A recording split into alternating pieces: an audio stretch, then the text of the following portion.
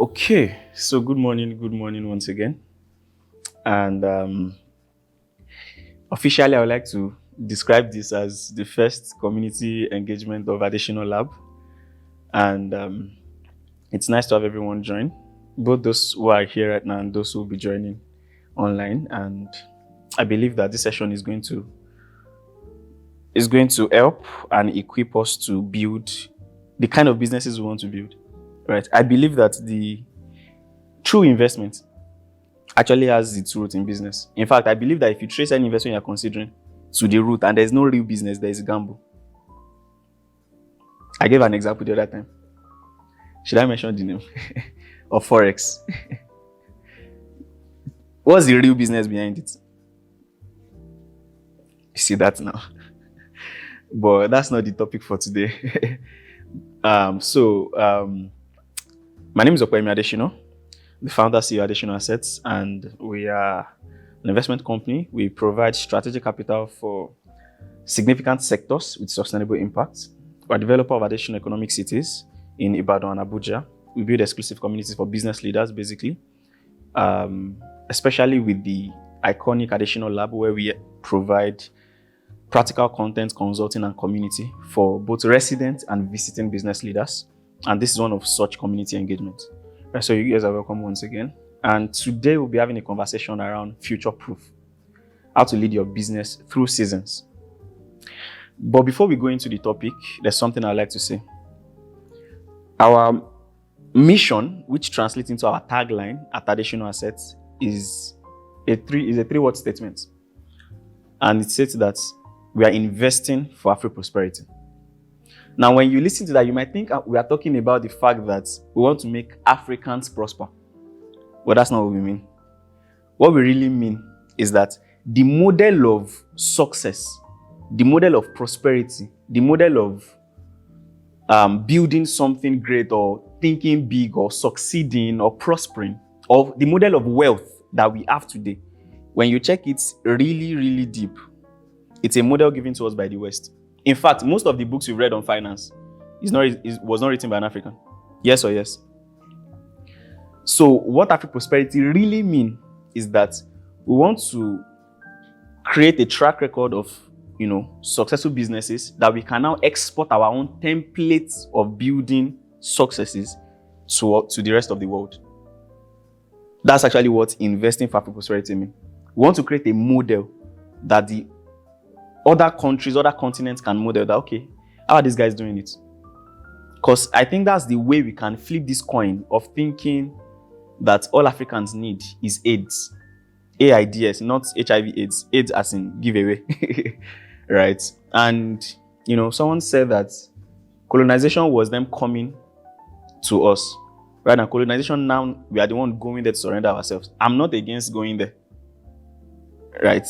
So that you don't see me there tomorrow and think that I thought this guy said colonization is... At the same time, this is a personal bias. So I'm not saying it as a template. I've been a nobody in Nigeria. I don't want to ever be a nobody in another country. It's a personal bias. If I ever step a foot in any country, it must be honorably. Honorably. Personal bias. And that is part of the expression of the concept of Afro-prosperity. That when I extend my ideology or expand my business there, why are people killing themselves to work at PwC, KPMG, all those? Because it's just like, no shades, but multinationals just sound like anything that comes from there is better than what we have here. It's just the way it is. So Afro-prosperity really is not just about Africans, let's prosper. No. Let's create a template of what is working for us to create outstanding successes, outstanding businesses, such that someone that is born in UK is checking, I'm reading a book by Omar Shikba, I'm reading a book by Nicholas, I'm reading a book by Nino.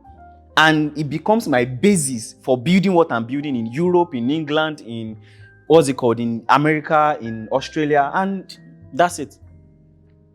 Such that we can see that, there's not to be insensitive. There was a wildfire in Los Angeles recently. Let's extend aid to them and let's support what they're doing. Oh, there's prevalent, what's it called? Teenage pregnancy in what's it called? In Australia. Oh, let's extend whatever it is we do here that is keeping our whatever. That's the concept of Afro-prosperity. And that's one of the reasons, that's one of the expression of, that's where this topic actually come from. That's one of the things that inspired today's topic. Because when you look at the concept of future proving, it means you want to build something that lasts. Right? That's future. You want to build something that, regardless of what comes, it succeeds, it thrives, even beyond you. Even beyond you. And one of the things I would like to say as we start is that when you check, now there's no way there's no way you can. If I've seen father, was it Thomas Edison that said that? If I've seen father, it is by standing on the shoulders of giants. That means because of what we have as background. For example, how many of us know Mansa Musa? He was rumored, or is rumored to have been the richest man that has ever lived. That anywhere he passes by, they don't lack gold. But how come there's no book written about him? How come there's nobody that I've interviewed or that I've seen that have said, my investment principle came from Mansa Musa and it was an African? Right. And I don't believe that. Don't let me go there yet. So, but there's a template I'm trying to bring out, that when you check the model of people that have built wealth that you've seen, you'll see that there's one thing that they did, which is what we do the opposite here in this part of the world. Although I think we are more awakened to it right now. And is that, for example, taking cues from the like of Rockefeller, the likes of, Edison, JP Morgan, and those guys. When you check what they really did, they were tackling the problem of the day. Although they had the cabal around it, but you can't deny that they solved the problem of the day. There's something I used to say, that there's an economic influence you wield. You cannot be political neutral. When Tinubu entered, did he not greet? Was he not in UK with? I don't know who you are thinking. There's a level of economic influence you wield. You cannot be political neutral. In fact, you might not say it, but we know you are funding their campaign. There was a video I put out recently that I said that, as an entrepreneur, there are some things you just keep people guessing. You don't have to say you are APC or PDP, because your next big deal might become from a PDP man, but you've said you are APC already. But you can be funding APC behind the scene, nobody has to know. And you still be getting money from PDP, and sometimes just wisdom. Just be. So I'm trying to get somewhere that when you see what those guys have built, that they become even like a political powerhouse, it was because they solved the problem of the day. The likes of transportation, building railways, the likes of oil, the likes of electricity. They solved the problem of the day, right? And if we can see, let's stop thinking, for example, now, when they were building the railway, was it thinking about building a railway corporation for the world? It just wanted to connect America. I'm saying what we have in Nigeria is enough. Is enough to create a template for the world to follow. Such that, for example, you solve Nigeria's problem. When you go to Ghana, you are going to solve Ghanaian problem. That's what I'm really going to. And one of the things I would say before we start is that, you see, I know. Now, let me say the opposite that we do here is that we've been so. I have a bias for people that grew up in wealthy homes. It's connected to what I'm saying. And it's because whatever they do, money is not their motive. And they are not trying to prove anything. In Africa, even CEO as a title is a pursuit for most of us.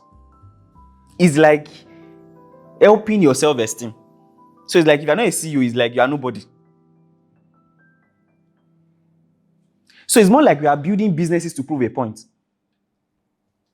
We are trying to drive one car. We are trying to, because we've been impoverished for so long, we are trying to make up for the period of time we've been impoverished. Warren Buffett was born into, at least, maybe not wealthy, but he was born into a rich home. His father was a judge, I think. Now, what's it called? Is this Supreme Court judge? Like they are, was a big judge, right?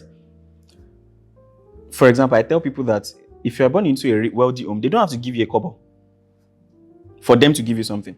The environment. There's a documentary about JP Morgan. He will put $1 million on the table for his child to. At a young age, the child was doing financial statements.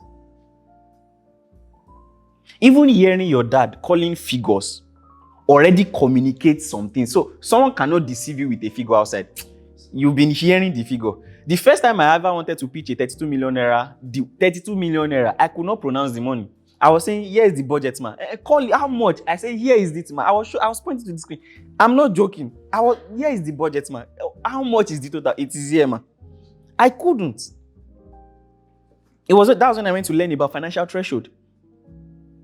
That check the amount of money, check the range of money that lasts longer in your account.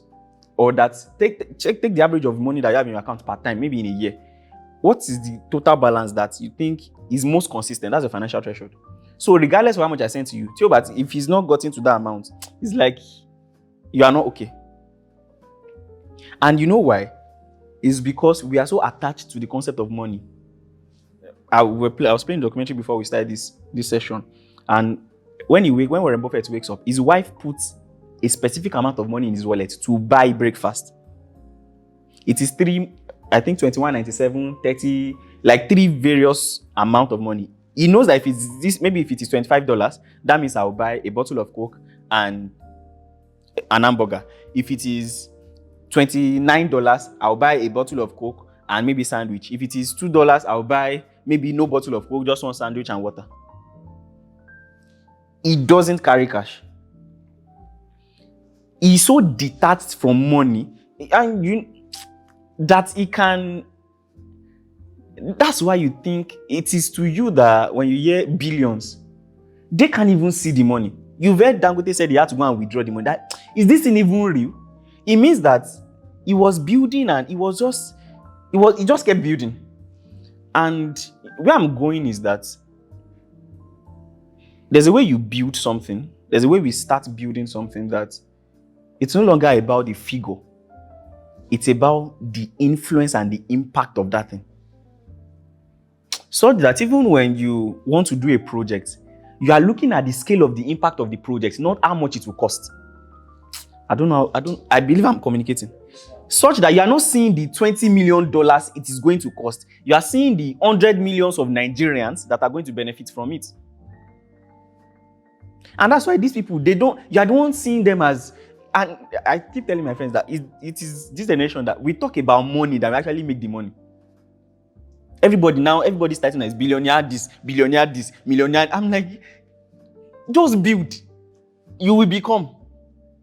I don't know if you get what I'm trying to say. Just call yourself a tailor and build a successful tailoring business. You become a billionaire. All this title, am I saying don't do it? I don't know. But I'm saying let's focus on building. And that's the only way I believe, that's the foundation towards building lasting businesses. That's part one. Then the second part is, to be honest, and you can put this into context, but I will say it as I think I want to say it.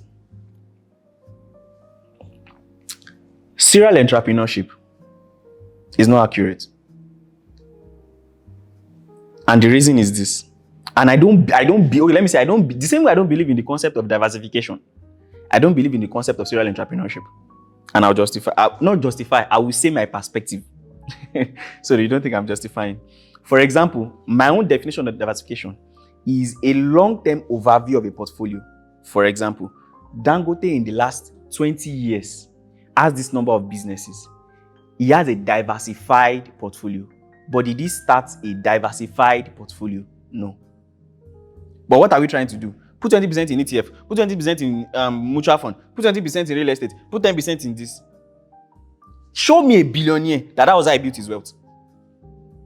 It's the reason why I say that the average financial literacy course can only keep you middle class. You'll be comfortable, but you can't grow more than that. And I'm talking to you as someone who is a certified financial education instructor by the National Financial Councils of the United States of America. And I've taken the course and I saw that it's nonsense. I just completed my FMVA course, Financial Modeling and Financial Analysis. And when I see the way they model, I posted something, I said, modeling is like you're playing God in a business. After I did everything, you still come back to reality. But is it good to make forecasts and projects? Yes. You know, in financial model, there's something they call drivers. Drivers are the assumptions you come up to drive the model. That is, you are thinking sales growth will grow by 10%, 10%, 5%, 5%, 5%. Then pricing will grow by this, inflation will grow by this. Those are your drivers that will now use to drive your model. Now, the question, what are the bases for the drivers? Some are based on the historical performance of the business, right? So how will you forecast a new business? There's something they call comparative analysis. Okay, what kind of businesses, what are the other businesses that have been running that look like what you're about to start? So you use their figures to come up with your drivers to drive them. But what if you are starting them in a new terrain, right? You are starting them, in a new season.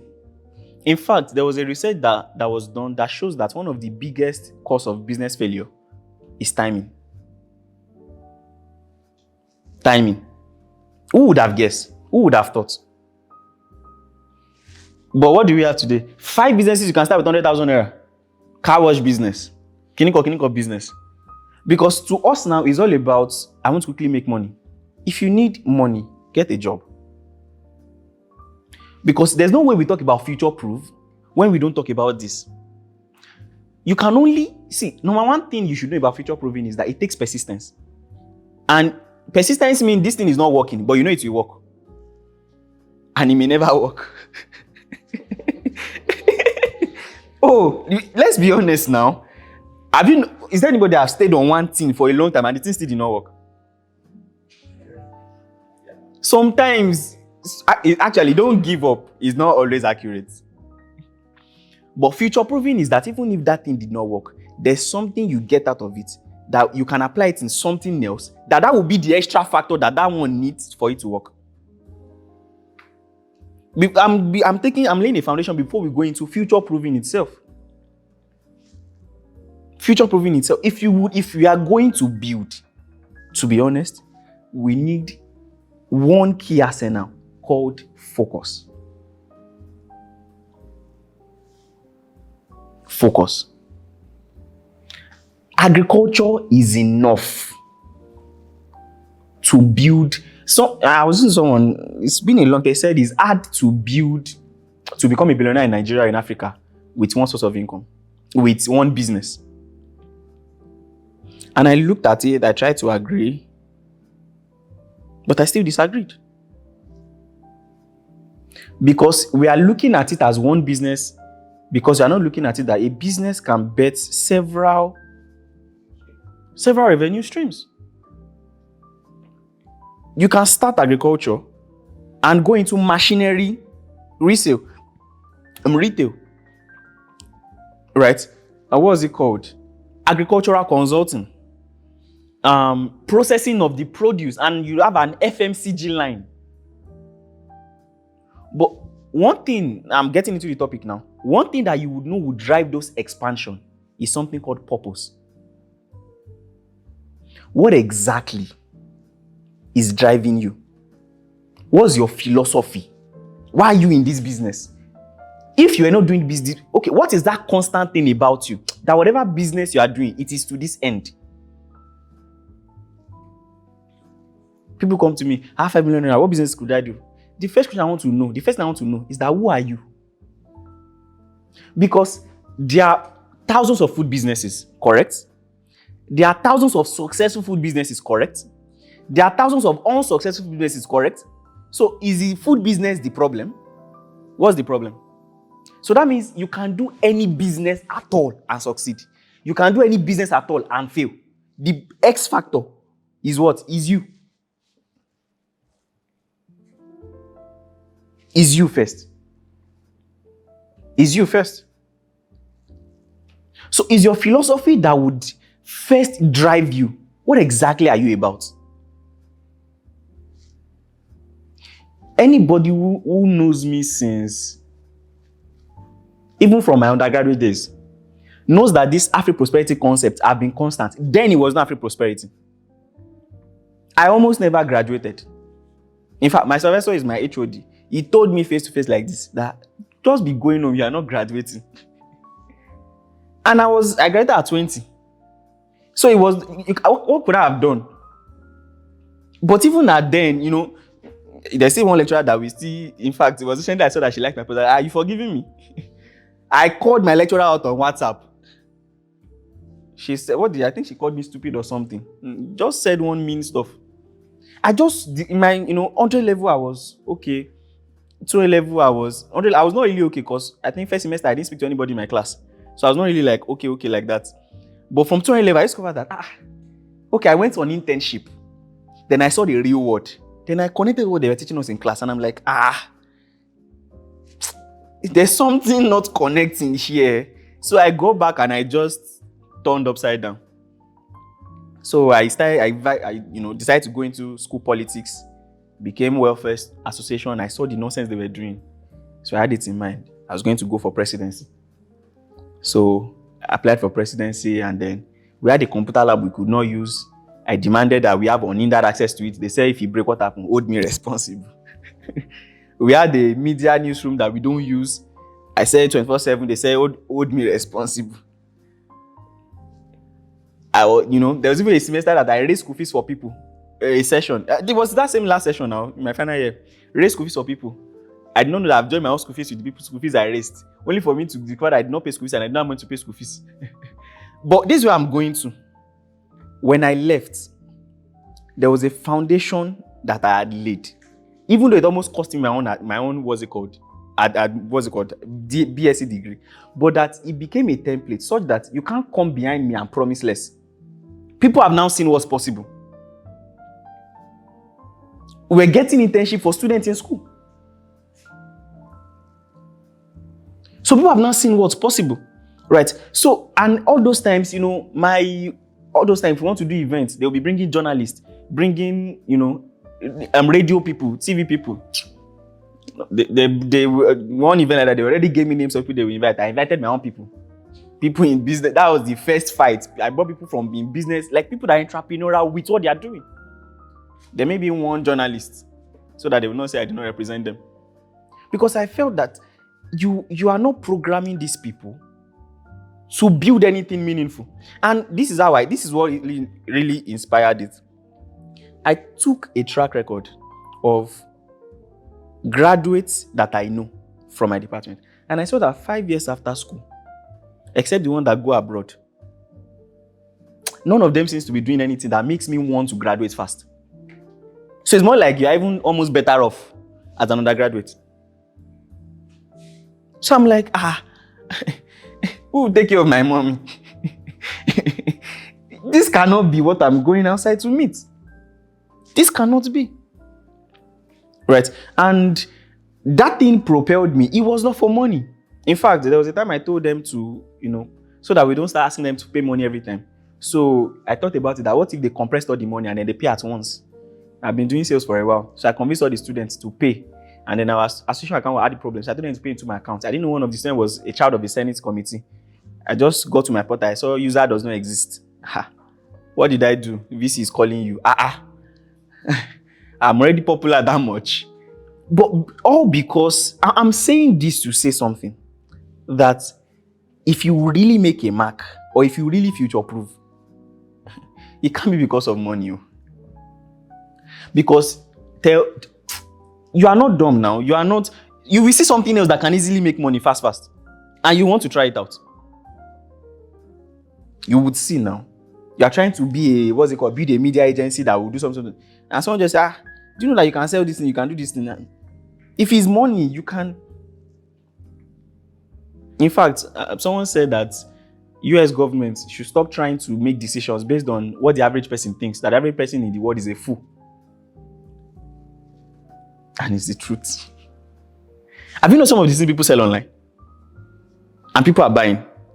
Does it not tell you something that actually sometimes you are the one overthinking this thing too much? Anything you put up, people will buy. Let me give you an example. Apologies to anybody who has been my customer for this thing. I used to prepare business plan as far back as 2018, 2019. When I finished my financial modeling course now, I discovered that what I've been doing should never be called business plan. But guess what? That thing was still winning grants. I had testimonials. I want 2 million. In fact, I want grants with those business. What does that tell you? Even people giving the grants, we're not checking the business plan. And there's a reason why I said this meeting is not for managers. There are theories to this thing I can go into. Oh, there are theories of business process. There are theories of business management when it comes to future proofing. There are theories of hiring. I'm an MBA. I think you're doing your MBA too, or you're done. So you know these things now. You know these things. But we will. But this is the perspective that an entrepreneur needs to have. A CEO, because your job is not to run the business. Your job is to lead the business. Or let me say, our job is not to run the business. Our job is to lead the business. That's our job as entrepreneurs, as CEO. Running, there's still 3 layers. Let's do a little theory. There's operational, there's managerial, there's corporate. Operational, getting the job done. For example, if he's printing this book, the person that is designing, the person that is printing, that's operational. Managerial, the person that will check the materials you're using to print and tell you this one is the best, overseeing and doing all those things. Corporate is the person that is looking for the money to rent a warehouse. The person that is checking, okay, how do we put out, how do we go about the marketing? How much do we need to spend? And talking to the marketing person that, okay, if you give this budget, what will it give us back? The corporate, those are the decision makers. That's the level you operate at. But many of us are stuck in either operational or managerial. Meanwhile, you can employ and delegate that. In fact, you can't scale if you don't delegate that. You can't. You can't scale. You can't scale if you don't delegate that. And you can't even grow. You can't replicate, because you would only, if you're having a new branch, the only way you would find someone to go and spearhead it is someone from the managerial position who has been understudying you, that this person can come up now to a corporate level. I believe I'm communicating. So what I'm trying to say is that we are meant to lead a business, not run a business. And if we are leading a business, it means that there must be a bigger driving force. To balance it, you can be passionate about a charitable idea, thinking it's a business idea. I've seen many people do that. And we are trying to solve this problem, this. And the way that I'm like, hold on. Are you trying to do charity? We are trying to run a business. This can be controversial, but I think we can look at it as entrepreneurs. It can be controversial and it can look wicked. But BlackRock asked Big Pharma, Big Pharma, these big pharmaceutical companies, a simple question. As an investment management company, we are looking for businesses to put money into. Businesses that will make us what? More money back in return. Do you think that producing cures for diseases is a sustainable business model? Yes or no? If you are managing the disease, you continue to buy the drug. It makes sense now. But if I cure you now, tomorrow you won't come back now. So how will I continue making money? And if I cure you, that means you can't even spread it. So, but if I don't cure you, you can easily spread it. 2 customers now. I said it's controversial. But do you know that as a business is figures? In fact, accounting is said to be the language of business. To you as is figures. Because don't forget that you are not even, I laugh that I say, I don't like the idea of working for a boss. I want to be my own boss. That's a lie. You are working for shareholders. You get paid last. Literally, you get paid. In fact, me, like everybody, my staff, they are working on salary. Me, my accountant that I employ is telling me that I have a quota to contribute before she can pay me my salary for the month. Now me, see the funny part. She will prepare an instruction to bank. I will see salary. I will sign. But my own name is not there. When I ask you, now tell me that, but you've not reached the quota what we agreed that you're supposed to bring it for this month. But you've reached your quota. And you tell me I'm not working for them. So am I really my own boss? Especially now, how many of us have shareholders or someone that invested in your business? Or someone who gave you a loan and tell me you don't have a boss.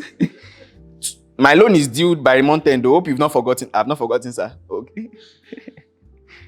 But these are and that's why you can't get stuck, because there's a frequency of thought you need to be in consistently. So you might think, but that sounds wicked now. It's figures. It's figures. That's what I said. But if you don't want to run this thing, then that's why we need charities. You saw that Donald Trump wanted to cut funding for HIV in Nigeria.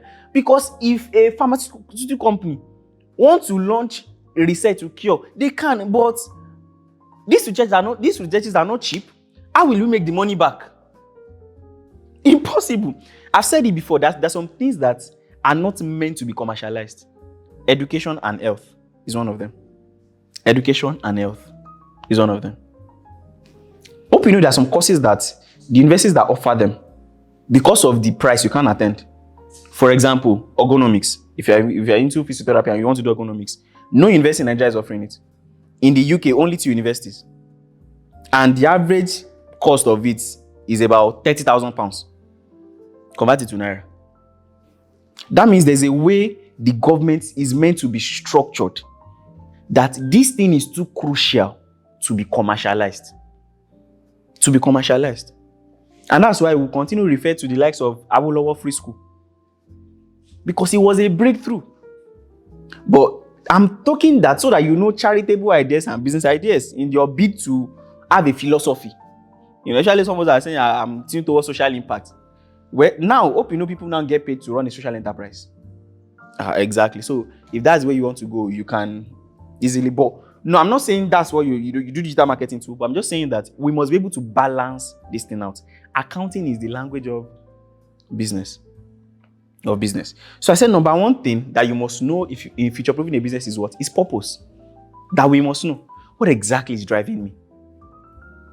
What exactly am I trying to do? Let's give a practical example. I'm a big fan of Steve Jobs. This guy is just simple times. Let's do a quick survey, right? I don't know if you're able to pick. What are you obsessed with? One thing you're obsessed with, just one thing. That if I have someone close to you, that's the same thing the person will say. That this guy is obsessed with this thing. What are you thinking about? I said this will come out fast. Okay, I think gadgets. Gadgets. I'll come back to my question. No? What are you obsessed with? Well, I'm obsessed with seeing people around me grow and develop. I'm just obsessed with that. Okay. I have a personal bias towards that particular thing because I think it's now becoming so generic. Because it's now popular. Everybody's, if you ask someone, what do you want to be? I just want to make impact in people. I just want to, and I'm like, let's check deeper. There's something you yourself want apart from talking to people. For example, you think I'll say I'm obsessed with teaching people? You lie. What's one thing you're obsessed with? Building. I used to tell him, I don't like being called a realtor. I don't even like real estate. I'm serious. I'll tell you what I'm obsessed with. Please go ahead. Okay, results. That's not, be practical. What's one real thing you're obsessed with? Yoruba cosmology. I think, yeah. I agree with that. I agree with that. Pass. There's a question I'll ask everybody. You keep talking. I think also have to build something. Having to build something. Just building something. Building like technological part or no, like an initiative. Whether that's generic. I'm going somewhere. I think I'm obsessed with building, so like architectural building, like buildings. Okay. So now this is not the question, right? You're obsessed with gadgets. So why are you not building a business around gadgets? It's just a question. You don't have to answer. It's just a question. No, you don't have to answer. It's just a question. Why are you not building a business around the Yoruba culture? You know this guy, Maso Imbo? Yeah, sure. I love it. I watch him religiously. Especially that Oshupa session. Yeah. Oh my God. I'm obsessed with it. Because I think one of the things that robs us of so much is not being able to speak your language. It's too much. It's like you can't connect with. There's a deeper level you connect. Like you can almost. It's like you are hugging the person but not hugging the person. I can't explain it. There's just this chemistry. English can never give you that fulfillment. It's just to the Brits, it can, but to you, it cannot. I'm telling you, I don't know. Maybe it's me, or maybe I'm the one that my head is not correct. But there's just a way this thing works. It's like you are now at the same frequency. You said architecture, so why are you not doing something in architecture? I've always been obsessed with the concept of finance. And I've realized that the bedrock of finance is business. In fact, what made me interested in real estate was I realized that there's only one constant factor or constant element in business. For example, in 4 factors of production: labor, capital, land, labor, capital, and entrepreneurship. Entrepreneurship is variable. Labor is variable. Capital is variable. The only constant thing there is the real estate. And for real estate people, you might not like this. I think reducing real estate to just be for land banking is like leveraging real estate at the barest minimum. I'm telling you. We are, even in scriptures, for those of you who quote scripture, but even then, God give people land. It was not as land banking. It was because the primary occupation of the day was agriculture. So it was like a capital. That when you have this, you can't be poor. You can farm on it. You can rear livestock on it. It's not so that you can say, I'm a landlord. I'm not even sorry, Seth. I've said, and I will say that the concept of come and become landlord is a fantasy that can only be sold to poor people. Does that mean you should not own lands? But you can own lands for ego massage. When you have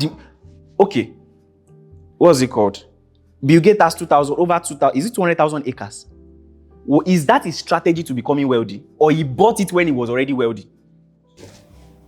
In as much as it's business, you will see me there. I don't care what you are selling.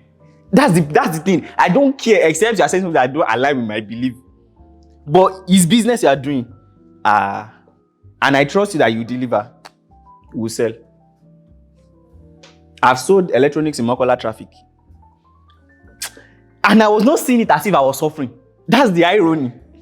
To me, it was like I was starting up a company.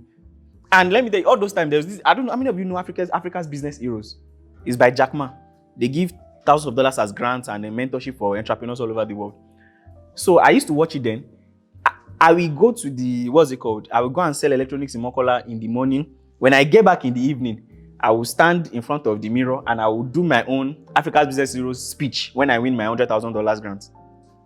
So even though I was hawking electronics in traffic, in my mind, I was the CEO of a multi-billion-dollar electronics company. So when you see me, you're like, hey, yeah, I'm looking at you like, what's wrong with you?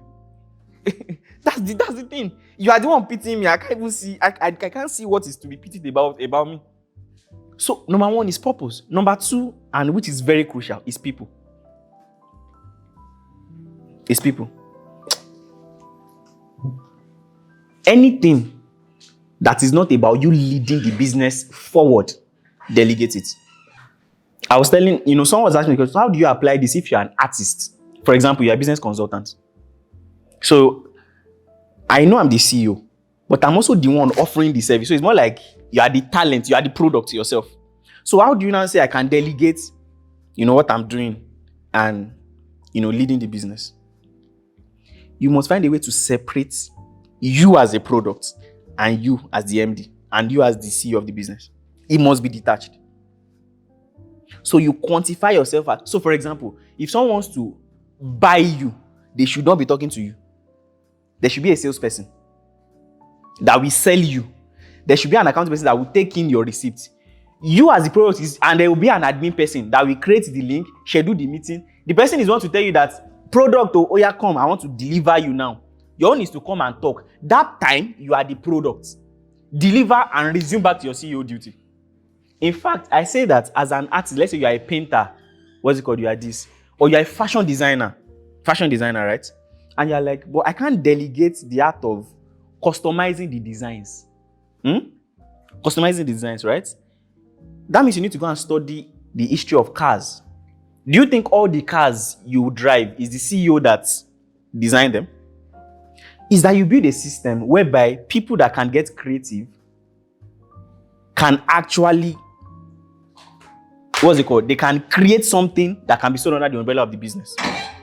For example, I think one of the things that simplify that is the concept of franchises, where I can run your business as my own in another location and you get a token of my profit margin. I'm saying many of us get stuck running the business that we never lead the business forward. We never get to lead the business forward. So you keep, and you are working. And the danger of this thing is when you are working, you're also making money. I said something recently. I said, the problem to make your 1 billion might be because you're currently making 50 million. Because the strategy to make 1 billion, it might be the direct opposite of what you're currently doing. It might be the direct opposite of what you're currently doing. So it takes that humility. For example, do you know it takes humility for Steve Jobs to go and meet Microsoft for an investment? Apple was at the verge of bankruptcy. Microsoft, their arch enemy, was the one who came to invest $150 million. You must, but now, for example, as the person running the business, you are thinking marketing, you are thinking pitches. As the leader of the business, you are thinking strategic partnerships. There's this guy that is doing something in my industry. There's something he has that I need. Even though we are marketing and saying our product is the best, I need to book an appointment with him. This and this and this and this. You must be, your own is that whatever it takes to keep this thing to move to the next level. In fact, one of the concepts I love in business, I don't know if you know it, is the concept of bad cop, good cop. For example, a client can be frustrating you. Your manager can be complaining to the client that, but this and this, we've satisfied you.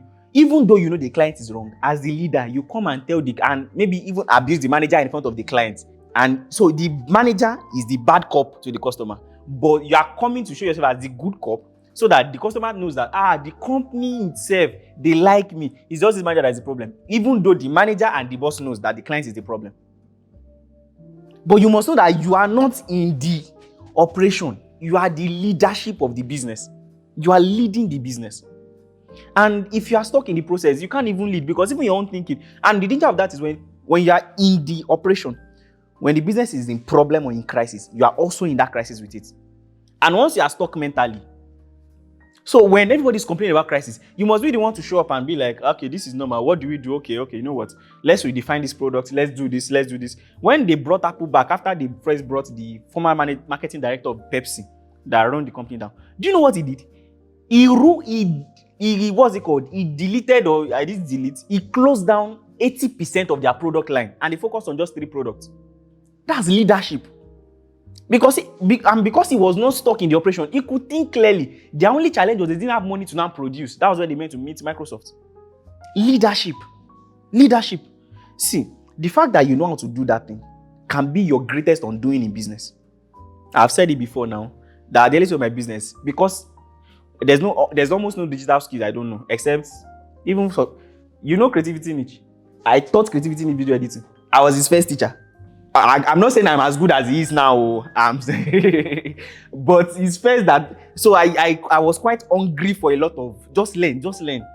But I noticed that when I start employing people, once I give them job to do and they don't do it, I've done it. So I was paying salaries, but I was doing the job.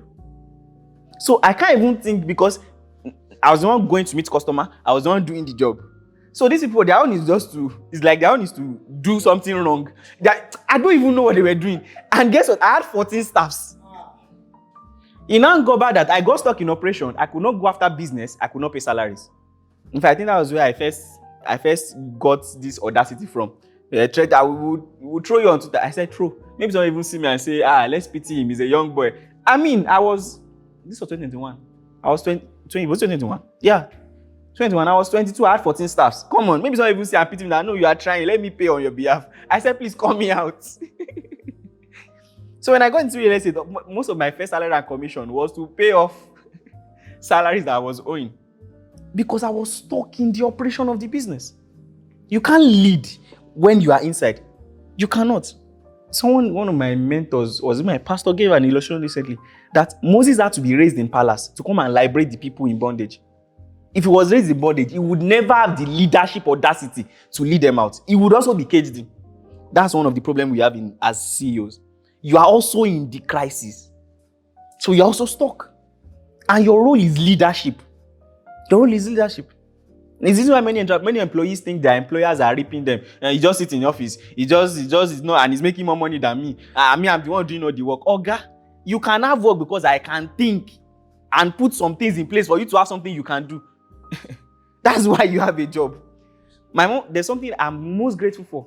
My mom always tells us when we're young, people that work harder from their neck downwards will always serve people that work harder from their neck upwards.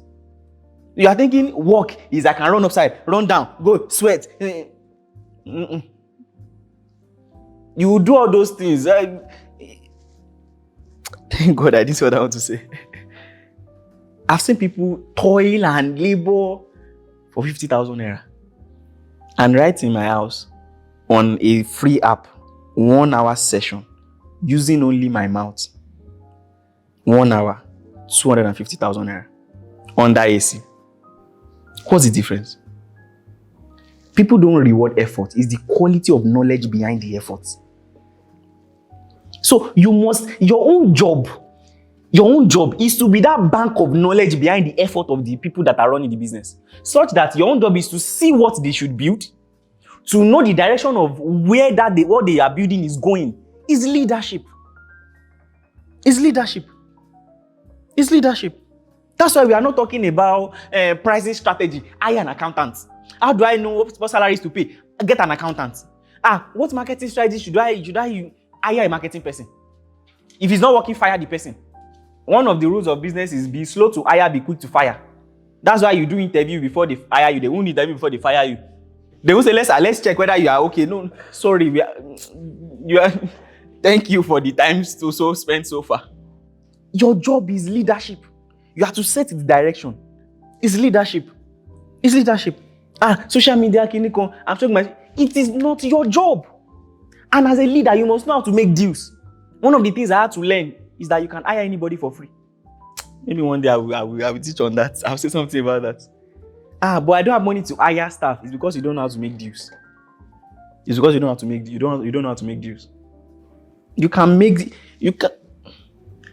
Let me say something. There's something I know how to do. I know people that are here, like they are smart people. They are even here. And that thing, so you won't interpret what I'm saying as pride or something, is that at least till now, I can start any business with zero capital. He knows. Zero balance, next week 10 million. And it's not just, I've done it in fashion, I've done it in food, I've done it in consulting, I've done it in real estate, I've done it in, what's it called? Okay, I've said food. Who knows? Who doesn't know the meaning of what I said? It is the customer's money we use to start the business to service the customer. But there's something you must know how to do to convince the person to give you money. Number 1, impression. Number 2, offer. I didn't even plan to go here, but I believe someone might just need that. Number 1, impression. Number 2, offer. There's a way you present something that does not exist that the person thinks is coming tomorrow. Impression. I think in marketing it's called priming. Impression. Some of you, the things you post on your status, nobody can ever trust you 1 million naira. From the way, or the kind of pictures you post. Because you look like if you touch 1 million, phew, you will run. Sorry, you will run. People want to know that you are comfortable with money. And guess what? You don't need the money to show that you are comfortable with money. You don't need it. You don't need it. You don't need one of my yes moments in business was when it was becoming 2-3 people that would drop payment and we have to be pursuing them to fill form to get receipts. I'm saying for months. Someone will drop 5 million and for 3 months it won't fill subscription form. It won't fill. And we will say, please now, a fill form. And I'm like, don't you want to prove that? What is that? You want to say, if you are saying, send me your gas number, send me your birth certificate, let me know you are real. Some people, they don't, the fact that it is you, Abi, take my money. Impression. If you need a capital of 1 million naira for a business, can you raise 100,000 from 10 people from your contact list. Can you raise it? Impression. Number 2, offer. You've checked the business. You've known, okay, this is what this thing can make. Don't go and overpromise and start begging. It's business. If it's just 10% you can offer, say 10%. 20% you can offer, say 10%. Don't. This is what I can offer you. If you don't agree, don't worry. But you must know, because one of the, I said accounting is the, what's it called? Language of business. In fact, majority of your business, of your job, right, as a leader of a business, to be honest, is not even to, is number one, some people think it's to make money. It's not. Some people think it's to manage money. It is not. It is to raise money.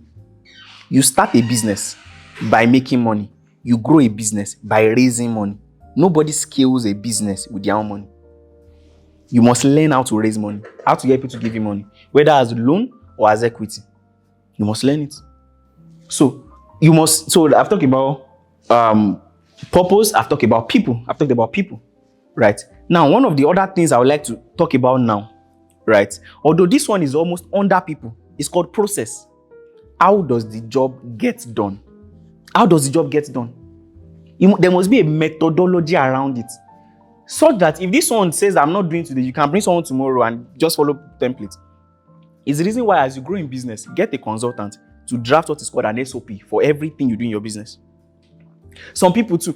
Have you seen this thing that they are selling? Buy templates to do your business documents. Just that means get a consultant. Why did I say get a consultant? You can't use that template to get $1 million deal. Because even the person selling 5K templates has not done business of $1 million deal. Most likely, as someone who has sold templates before, most likely they also got the template from someone and edited it, or got it online and just edited it. Remember, your job is what? Leadership. And leadership means you are ahead of even where the business is. You can't be where the business is. You must be ahead. Hope you know that Steve Jobs was a terrible boss. Oh, you don't know? His staff hated him. In fact, both staff and family. He was a terrible person. Because he was consumed with the idea. It's just that we walk in and he will say, this is what we are building, and you show him a prototype. And you say, remind me why we hired you, why we hired you in the first place. He said, because you are fired. Do you understand what I said? Okay, if you don't get it done by next week, don't bother resuming to work. That's how he works. His own is that this is how he works now. You should check the documentary. What's the documentary again? Is it Jobs? You should go and watch that documentary. They created a laptop, normal monitor, speaker, keyboard, and he'll come and say, these 2 speakers, put it in the monitor. I need it by Monday. Do you know what it means? Find a way to incorporate. That was the origin of personal computer. There's a way he just was thinking that, why do we have to have the speakers outside? Put it inside. Why do we have to have mouse and keyboard? Put the mouse inside the keyboard. Can we find a way to join the keyboard to the monitor? Okay, but we still need speaker. Put the speaker inside the keyboard. That's basically how these guys think. What do you think inspired Elon Musk to say he wants to build driverless cars? Someone said, we are hardly inventing anything in this part of the world. We are mostly just copying what already exists and contemplating it. And most times when we hear about import duties, to be honest, it is easy to quickly conclude that government is harsh on us. To balance it, you can't be increasing import duties and not be creating an enabling environment for people to innovate. That's the balance. But restricting importation is a good thing. But you must balance it with creating access to financing and infrastructure that would help people to build.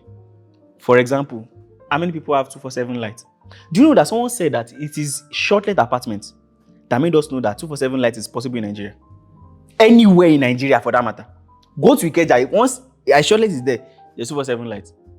Go to Agungi, go to whatever. Where's that village you are living again? They But one shot, so you'd have been wondering, how is this one doing it? And the one that is even most remarkable, the likes of Canaan Land. How did they do it? Right. But then we need to, like I said, the templates we currently have for people that have built successful businesses, they did what? They solved the problem of the day. What problem of the day are you doing with what you're obsessed with? What problem of the day are you solving with what you're obsessed with? Let me tell you my singular goal, right, is access to strategic capital. I don't define capital as just money. I define knowledge as capital. expertise as capital than money as capital. So my goal is that everybody who wants to build anything in this country should have access to strategic capital that they need. So why Adesina Economic City? So that you can live in an enabling environment where you are waking up, you are seeing the owner of a Fortune 500 company. You can come to the lounge and you are seeing MDs of companies that you are looking up to, and you can talk. I've lived in Banana Land for almost a year. You can only see them. There's no avenue to talk to them. You see Okocha jogging. Do you want to say Okocha, sir? Okocha? There's nothing to make you talk to them. You will literally see Davido. Davido is even very playful. You will see him drive beside you like you just watch. But okay, do you want to jump beside the car? You can't do anything. So you are just living there. You are seeing other people, but there's no access. And one thing I've noticed is that there's no access because there's no platform to actually host them. Because when you get close to them, you know that you will see that they are willing to share. Have you gotten close to some people that you think they are far away? Only to know that this person is actually very willing to actually share. That this person they're actually not hoarding. They're actually interested in sharing. That's the thing. So process. You must know that you are leading, right? Solving the problem of the day with what you're obsessed with. I talked about persistence. But I'll just touch on it again. Everybody can. How do I explain it? Everybody might doubt, might not believe, but not you. Because that's why it had to start with purpose. There must be something driving. In fact, let me tell you something. There's something your employee can see in you. Have you seen people that they've not paid for 4 months and you're still there? Cannot be me, but it has been me. Before you say, it has been me. Where's Pelumi? It was in 5 months. But now, that even buttressed my point perfectly. There's only one thing that kept me there. The ideology of the boss. So even though they were not paying me, it was more like they jazzed me. I'm telling you. In fact, what made me later leave was because the HR became manipulative. You've not paid salary for 4 months. You were telling us that, why are we grudging? Why are people having side talks? Instead of it to be pacifying us. So I'm like, okay. But what kept many of us, because it was more like we idolized the boss. So what I'm saying is that your purpose can, in fact, is one of the tools to keep anybody loyal around you. To keep anybody loyal around you. And then the last thing we're going to talk about when it comes to future proving is partnership. It's partnership. You must know what you need and who has what you need. Such that the same way Steve Jobs knew to go to Microsoft, you must know. Everybody cannot be confused, and you're also confused as a leader of the business. Can you need time to think about it? Yes. And which is why I say something that you can't say a business leaders meeting is complete when there's no fun, there's no casual interactions, and there's no exposure. You can't tell me it's complete, because a leader does not need too much talk. From a line I'm saying, you know how many interpretations you are getting from it. So you don't really need, most of the time I'm later saying, you already interpreted it from the first time I said it. Because you're actually an innovative person. So you don't need too much talk. But what you really need is, this is what I'm going through. What do you think about it? If I ask everybody, how is business? Fine. But now say, fine. But we thank God it's fine. It's always fine. I was trying to sleep. I was trying to sleep a little bit more this morning. I just thought, no. Good morning, sir. I said, what is we need? What is we need again? What is we need again? We got in. What time? What time did we finish what we were doing downstairs? As at 11. In fact, how was my eyes? Very red. I still went live on TikTok. How many of you joined? Nobody here. I still did 1 hour session live on TikTok. You think it's because I like TikTok people? Adesina said that a CEO's job does not start when he gets to the office. It starts when he opens his eyes in the morning. And that's even if he has not started from his dream. And that's the truth. That's the truth. A lot of things will change. Market conditions, technology, many disruptions will come. Even you will change as a person. You get married if you are not married. You have children if you don't have children. And it's the reason, let me just say this for some of us. Building something worthwhile will challenge family. I know someone who I used to work with that there was time he was not in the country for 6 months and he has family. So I understand obsession. So you cannot just marry anybody.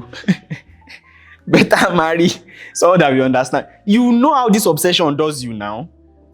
You know. Some of us are in relationships. Mr. Einstein is even married itself.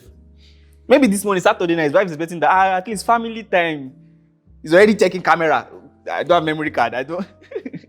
You know how this thing is. Right? So things will change. But your purpose, your process, the people. Now make sure that your people can handle your process.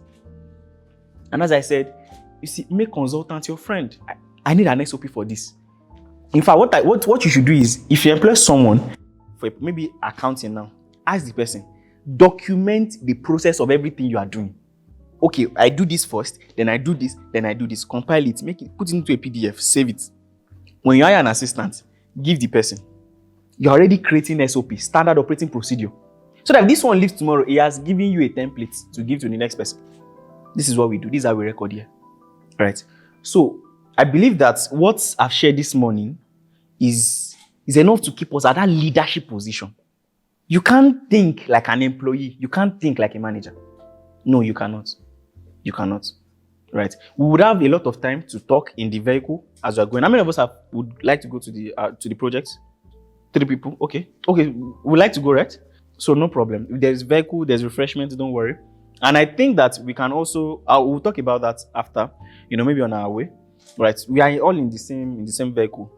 So we'll have time to talk one-on-one and things like that. I intentionally design it like that so that we can have interaction. But I would like to take questions now, maybe 2 questions now. Okay. So I'll take and name. Then I'll take the rest in the car. Sorry. Just don't forget, or maybe you should write it down. So those processes you are creating, you are not the one creating it. It's the people you put in different departments that will create those things. So that if they go tomorrow, anybody that is coming can easily undo that process template and run with it. And as you grow, you can get business consultants to turn those processes documents into something called SOP. SOP is like your organizational Bible. So that even if you are away for 5 months, anybody can open it and know what to do at what point. So you are not the one to create the process. What do you know about accounting? What do I know about architecture? Right? But when I hire an architectural person on a project, what do we do first? Do we have partners, recommended partners we work with? Do we have a budget we work with that we don't exceed for a particular quota of a project? How many phases do we divide our project into? That's the process we are defining there. So that if he's not available tomorrow, he says, I don't want to work additional again. He has given us a process. When I get someone else, I just give it to him. You see that now? That's what I'm saying. People first, then those people create process for you. Your own is to tell them, I need the process. Because you know, as a leader, that this person, what if the person dies? We don't say, but what if someone there to invest in me something and they said, sorry, but if I give you this money and you die tomorrow, what happens? I'm telling you. And that's the truth. So I tell the person there's next of kin, and the company is a limited liability company, meaning that independently it can be sued. And then we have other director. You see that now? So these are edges against such a thing. So that's process. And that process now, even me, at the point when the person asked, I didn't have the answer. What did I do? Run to the lawyer. But you now that your legal document is template downloaded from Google, or you bought template from someone business consultant online, is it the template you go to for answers? You see that now?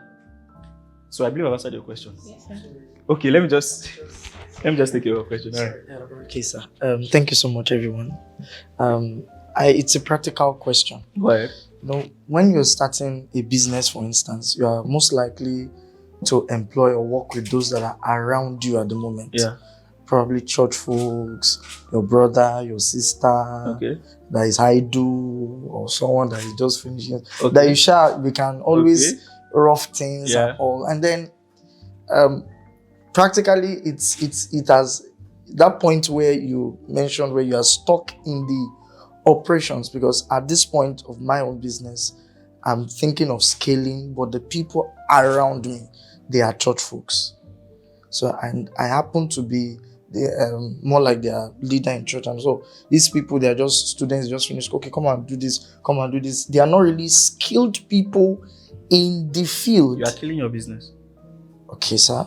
So now that and it's been something that's been on my mind, like, okay, if I will do this thing right, then I have to seek the help of professionals, like employ people that will do this. And then that part of being a pastor, See, you don't want to let look me bad. just say this.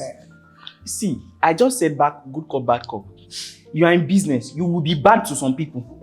Settle that. Settle it. There's no permanent friend, there's no permanent enemy. Who told you we will not fight tomorrow?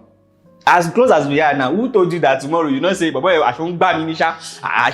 It can happen. It can happen. But this is the thing. Although you have what you said about hiring people around you, right? It is not complete truth. Right? When you are doing something that is menial, like, oh, I need someone to watch the floor, I need someone to be at the gate, something that it does not really require skills, of course you can get people around you to do that, and maybe you pay them is one of. But for when you need skills, no, you don't hire people around you. In fact, when you're hiring people that are not qualified to do the job, you are stressing yourself now. You are stressing business. See, it is not. Interns are not for startups. So I think I need to say that. Interns are not for what? Startups. Interns are not for startups. Because interns, you need to grow them. And interns need to work under somebody to learn. And you can't afford to. So, see, as a startup, you need strong people that are willing to take the risk with you. That's the truth.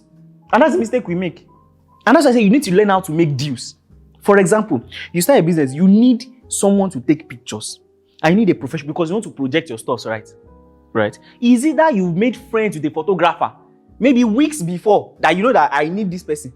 So you've been buying him bobo, buying him cheeseburger, buying him. You know what you need. You've been toasting the person so that when you need. But you know the person is what? Skilled and can deliver. Is not. Then you need an accountant, right? That person. Also, maybe you will toast the person, whatever, or you make the person a deal.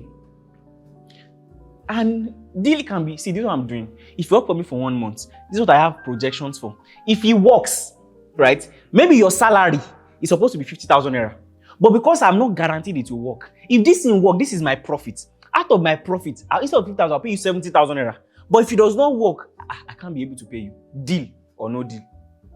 But the person is what? Is skilled. You can't work with interns. I've made the mistake, that mistake too. You can't work with interns as a startup. You can't. And see what you are now in an emotional blackmail box. Fire all of them.